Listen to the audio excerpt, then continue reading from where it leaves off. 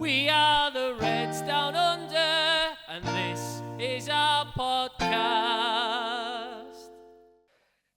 Liverpool fans, 2 games to go in the Premier League starting this Saturday morning at Villa Park. The Reds travel there, hoping to pick up a win after what was a frustrating game last weekend against Chelsea. I'm joined by Tom for Countdown to kick off. Tom, a season full of up and downs, a lot of downs, a few positives as well, but we're approaching the back end of the season now. 2 games to go. Villa Park, though, very tough place to go. Mate, thanks for having me on the show. Before I talk about this game, I wanted to say both Wayne and Joel have been brilliant in the last couple of weeks. So hopefully I can fill the shoes a little bit. Yeah, Villa Park always been really tough. I know back in the old days when I was your age, you know, Steven Gerrard in particular used to get a lot of stick from the Villa fans, and it's always been a tough place to go. I think the last sort of 5 years, Villa have really stepped up, especially under Emery, and he puts competitive teams out, mate. It's going to be, well, I'm hoping it's going to be a really competitive match, because the game against Chelsea was absolute dog poo, wasn't it? Yeah, not a pleasant one, that's for sure. Yeah, you touched on their Villa, and they've had a lot of football come their way recently. They overturned a 1-0 lead to win 4-1 last weekend against Nottingham Forest to book their ticket in the Europa League final. So hats off to them. While for Liverpool, there's going to be a lot of focus on them this week, in particular because they only need one more win to qualify for Champions League football. So a win can all but secure that. A draw means that if Bournemouth then lose or draw versus Man City, and I think we want Man City to win that anyways. Obviously, with Arsenal ahead by 2 points. But a loss will mean that we will head to the final day against Brentford to decide if we get Champions League football. So I just wonder, will Villa have maybe eyes on next week, Tom, their first chance at silverware? Yeah, I think so. I think, you know, and yeah, congratulations to Villa for making that Europa League final. You know, I think it's I think if Emery wins it, I think he's won 4 Europa League titles as a manager, which is outstanding, isn't it? So Aston Villa have got 3 games to go. They've got Liverpool, Manchester City, and then Freiburg. And I was looking at this earlier. I think of the 3 games, there's 2 of them that they'll definitely be looking at thinking, we can really go and win this football match. And that's Liverpool and Freiburg. I think going into the final game of the season against Manchester City and needing to try and get a win to qualify in the Champions League is not the position that Emery wants his football team to be in. Man City are going to be really strong in that game. So I think Aston Villa will be looking at this one, and they'll be saying, you know, we can go and get the 3 points. We can go above Liverpool. We secure ourselves in a Champions League position. And I think that's got to throw up a lot of red flags for Liverpool, mate, because, you know, the draw against Chelsea in terms of what it meant to the season and the points total wasn't the end of the world. It really wasn't the end of the world. But it sort of puts a lot of onus on this game now. Yeah, once again, a massive congrats to Villa. They've made Villa Park a fortress this season. You could tell when they overturned that deficit against Nottingham Forest. Just the leap and the change in direction that they've taken this season. But switching to Liverpool, and we've just watched Arne Slot's press conference, and he has mentioned the name of a few players. Firstly, a lot of speculation lately around Alisson, the goalkeeper, who has been out for quite some time now with injury. He's 50-50 to return for the clash at Villa Park. Florian Wirtz, who missed the Chelsea game, he's also 50-50 with a stomach bug. Mo Salah, though, Slot did mention and confirm that he will be named in the squad. What impact he has on the game, that is still uncertain. But Villa Park and Mo Salah, he's had a hand in 14 goals across his last 12 Premier League appearances against Villa. I just wonder, if it's not this game, certainly the game at Brentford, we'll see more of him. But if he is to have a little impact on this game, what are you expecting from him coming off the bench? Well, I think, you know, from what the manager said, he sort of mentioned that Mo Salah might be able to play a part in the game, a couple of minutes in the game. So I'm not expecting him to play a lot of football at Villa Park in what probably will be quite a combative football match against a physically strong team. So I think if Mo Salah comes on, it might be in the last couple of minutes, Liverpool trying to get a goal. I think otherwise, I don't think the manager would really risk him.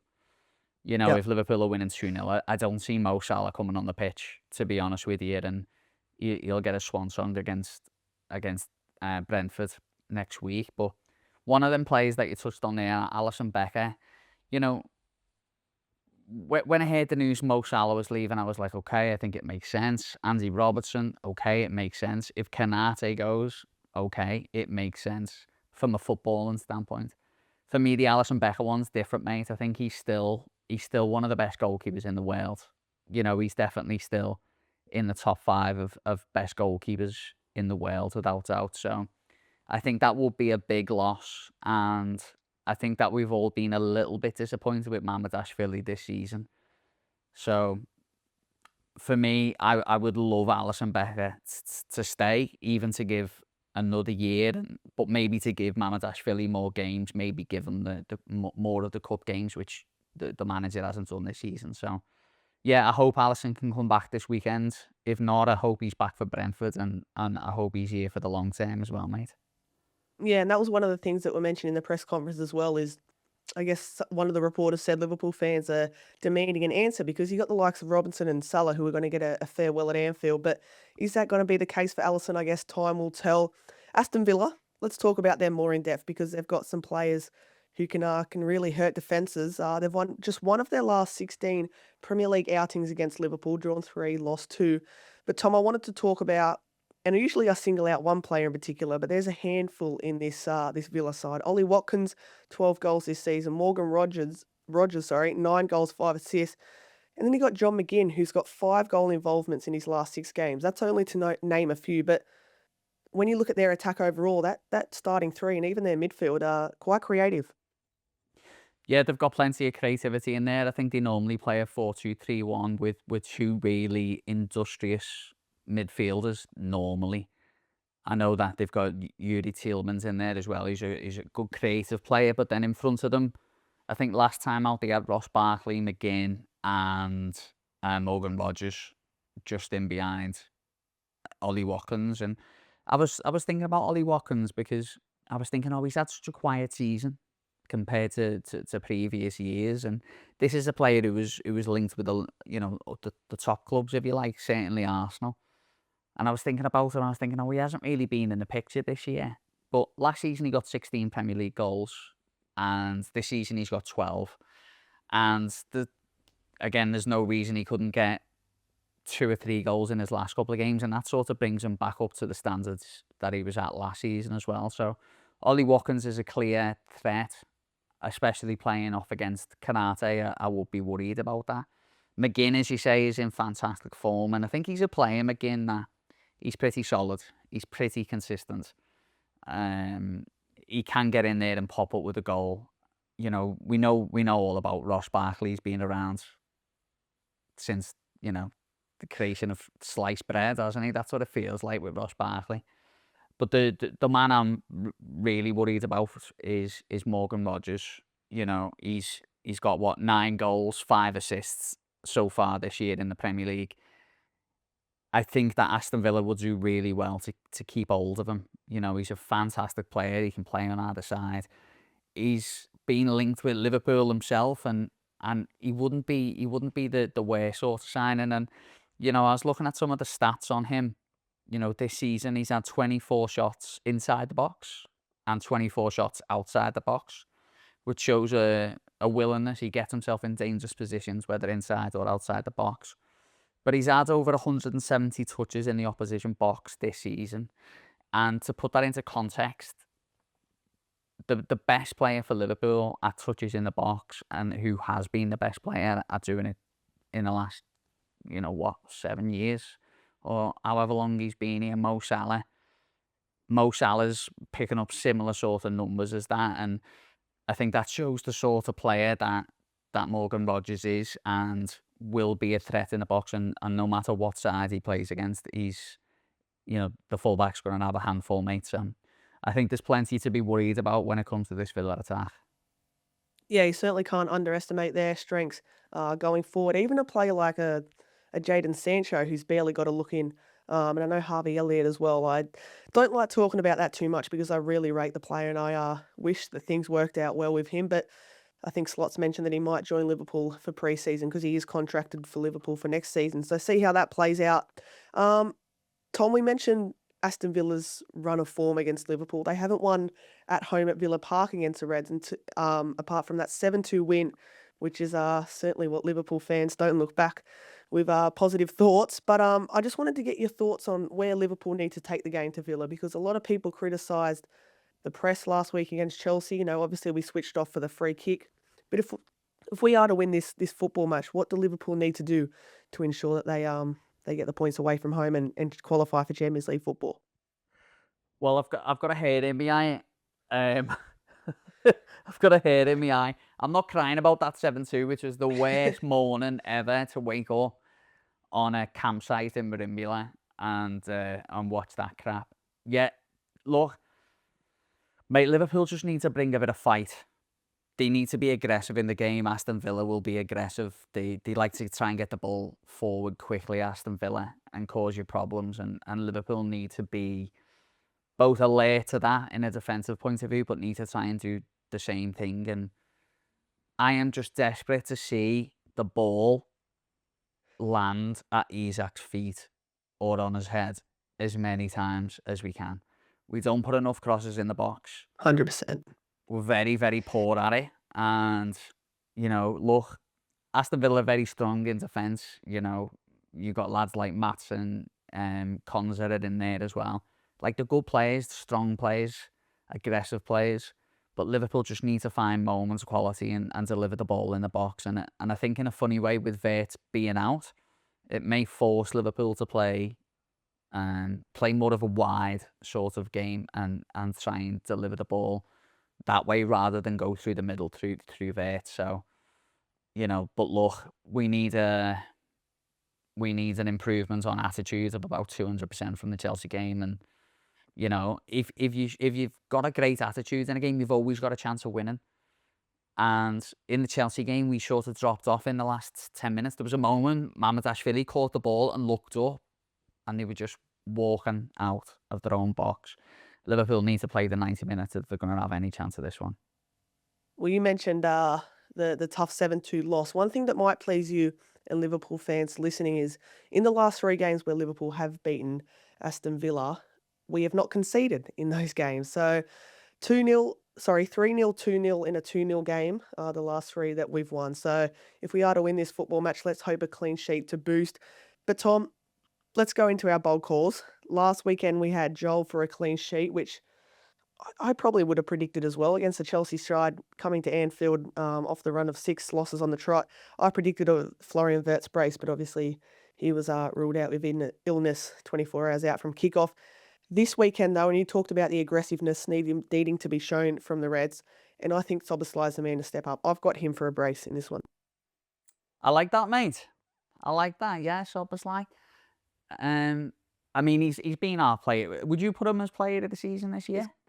It's got to be, surely. I think the back end of the season, yeah, we haven't seen, like, maybe these last 3 or 4 weeks, maybe the best of him, but you're looking at the season overall, and it has to be, surely.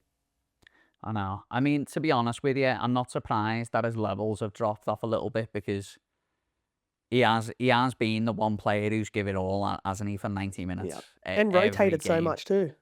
Yeah.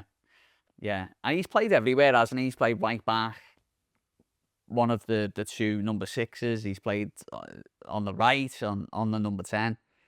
So, no, Szoboszlai's been fantastic. I like that. I like 2 goals from Sobo. My bold call this week, and I might get some stick for this, I'm going to say a Liverpool clean sheet and an Aston Villa clean sheet. I'm going to say 0-0. You know what? I just think, mate, this game,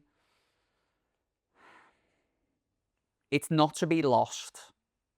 It's not to be lost.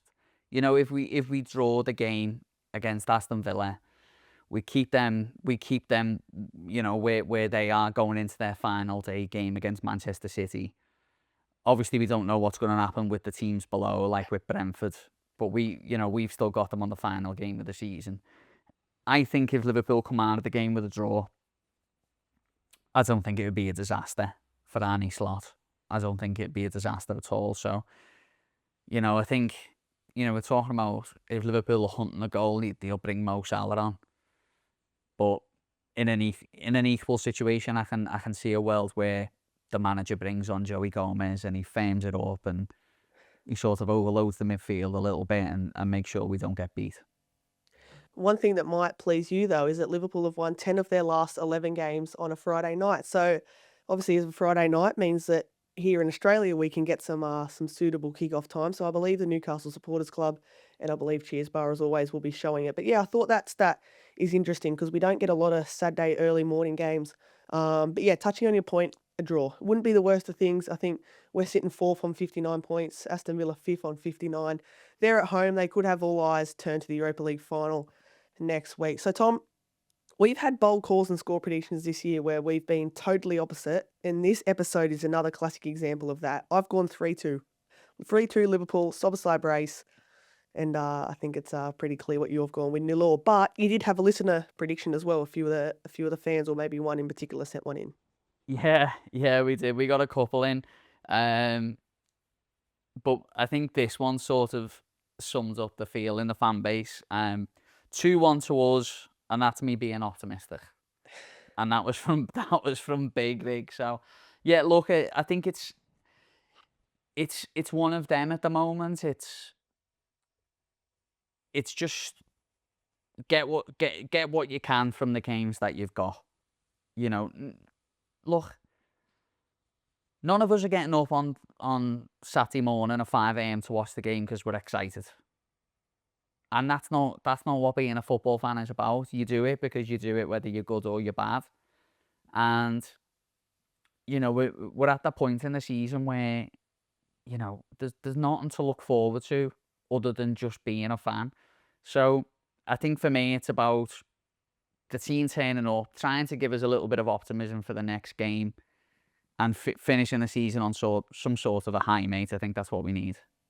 Yeah, and I think that Brentford game as well is going to be one to look forward to. I know there's, this time last year we had, I think it was probably, I know obviously I'm still young, but probably one of the most exciting times to be a Liverpool fan. But like you said, this year, 2 games to go to recap a season that's had a bit of everything, a bit of drama and all. So as always on Reds Down Under, make sure you're following us here across all socials. And I must say, Tom, your chat on the weekly show last week with Cole Legacy, a bit of a laugh, that one. Well, we did put a warning out before the podcast that it wasn't, you have to be an adult. So I think you were a bit naughty listening to that one. No, you know what? It was Kyle. So Kyle Legacy is a Scouse comedian, but I think he's got a base over here in Australia. He does a lot of work here, and he's a very, very good comedian, very funny. He does a lot of crowd work, and we did a podcast with him.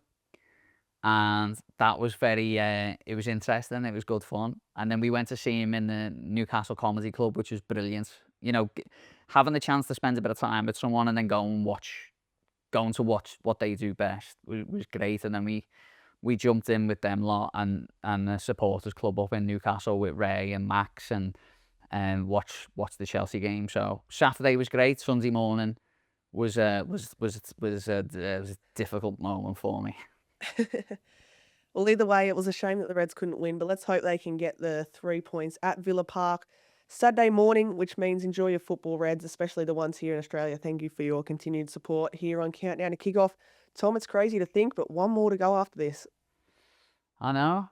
You know, it's emotional, isn't it? No, it's you know what, mate? I think it's been such a good addition to Reds Down Under. Countdown to Kickoff. I think people really enjoy it, and we've got one more to go, and we're already planning, aren't we, for next season and things that we're going to do next year as well. So stick with us until the end of the season, and then keep your eyes peeled for the quite exciting things we've got planned for next year. That's it, and hopefully our bold call, have a bit of luck as well. Well, enjoy your football, Reds. Up the Reds. Up the Reds.